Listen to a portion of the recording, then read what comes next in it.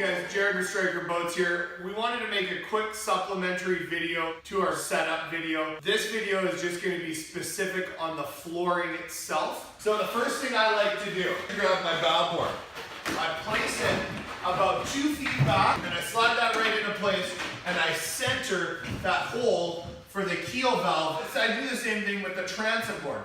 Pull the fabric to the side, slide that floor to the back. Next, you can grab your number 2 or your number 3, put it into the corner, pull the fabric to the side, line that up, and again, put it in place. Again, same thing as the other ones. Put it into the corner, pull the fabric to the side, and line that up.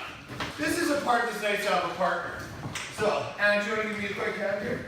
So what we do here is we pull the fabric on both sides, we lift up, and we TP it. Pull up on where that seat goes, step in, push the floor down.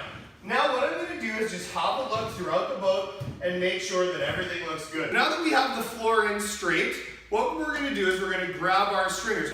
We want the long flat side, that's on the bottom.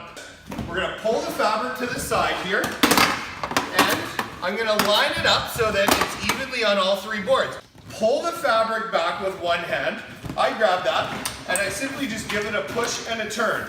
Now that is fully seated in there. You can see it's sitting on the bottom of the boat, and it is quite a simple procedure. So we have the boat fully inflated in about 4.5 minutes from the start to the finish after we put the floor in. So having the electric pump, not only does it allow you to do the boat seamlessly, but it also allows you to set everything else on the boat up while it's working. Thanks for watching, guys. For any more information, please visit us online at strykerboats.com. Thank you.